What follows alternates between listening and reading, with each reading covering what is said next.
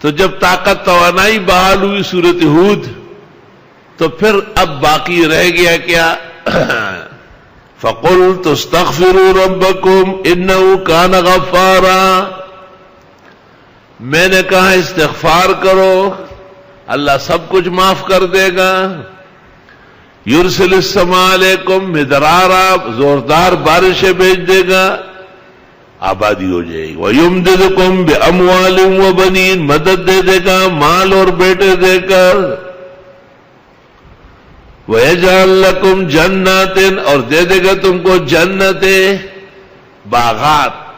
واہ واہ واہ واہ، یہ احسن المدارس، یہ احسن المقاصد، یہ احسن الدراسات، اور یہ الاحسن اسلامی فاؤنڈیشن، اور یہ جامع مسجد امام ابو یوسف، اور یہ جامع عثمان مسجد طاہر، اور جامع مسجد حضرت اقدس فقیہ امت محمود الملت والدین مولانا مفتی محمود صاحب نوری آباد، یہ جنت ہے۔ وَيَجْعَلْ لَكُمْ جَنَّاتٍ وَيَجْعَلْ لَكُمْ أَنْهَارًا، حدیثوں کی نہر، فقہ کی نہر، فتووں کی نہر، واعظ نصیحت کی نہر، اور تفسیر کا بحر ذخار۔ وَيَجْعَلْ لَكُمْ أَنْهَارًا مَا لَكُمْ لَا تَرْجُونَ لِلَّهِ وَقَارًا، تمہیں ہوا ہے کیوں نہیں سمجھتے ہو بات کو؟ اللہ تعالیٰ عظیم بزرگ و برتر سے تمہیں ان باتوں کا یقین نہیں آ رہا؟ عن ابن عباس رضی اللہ تعالی عنہما قال قال رسول اللہ صلی اللہ علیہ وسلم من لزم الاستغفار، وفی روایہ من اکثر الاستغفار جعل اللہ له من كل ضيق مخرجا ومن كل هم فرجا ورزقه من حيث لا يحتسب۔ ابو داؤد، ترمذی، نسائی، ابن ماجہ، تمام سنن۔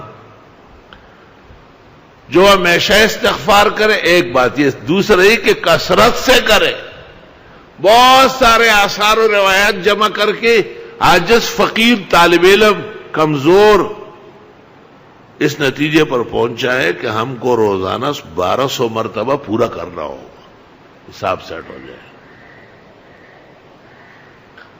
تجرباتی چیزیں،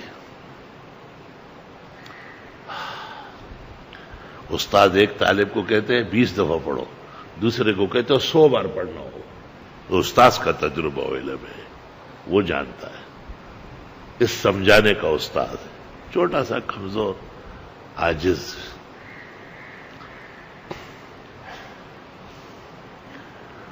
تو غم بھی دور ہو جائے گا، مشکلات بھی حل ہو جائے گی، اور ایسے ایسے خزانے اور رزق اللہ نصیب کرے گا کبھی آپ نے سوچا بھی نہیں ہوگا۔ تو استغفار بہت کرو، خوب خوب استغفار کرو۔ اللہ تعالیٰ طالب علموں کو، تفسیر میں شرکت کرنے والوں کو، عرب و عجم، کائنات کے 70-75 ملکوں کے مسلمان جو اس کو سن رہے ہیں اور اب تو دیکھ بھی رہے ہیں، تھا جو ناخوب بتدریج وہی خوب ہوا کہ غلامی میں بدل جاتے ہیں قوموں کے ضمیر۔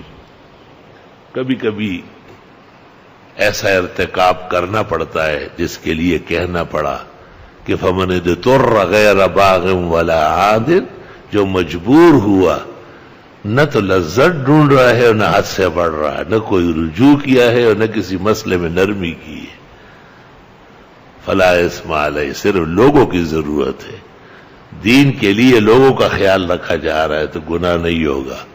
فإن اللہ غفور الرحیم۔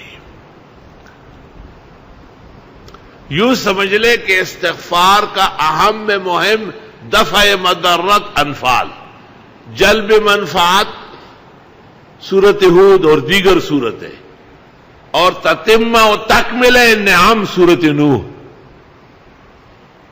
میں گھر میں بھی کبھی کبھی ایسا ہی بچوں کو، بچیوں کو سناتا ہوں، تو میری ایک بیٹی نے سورۃ نوح سن کے کہا جو کچھ رہ گیا تھا وہ سب سورۃ نوح میں ڈالا۔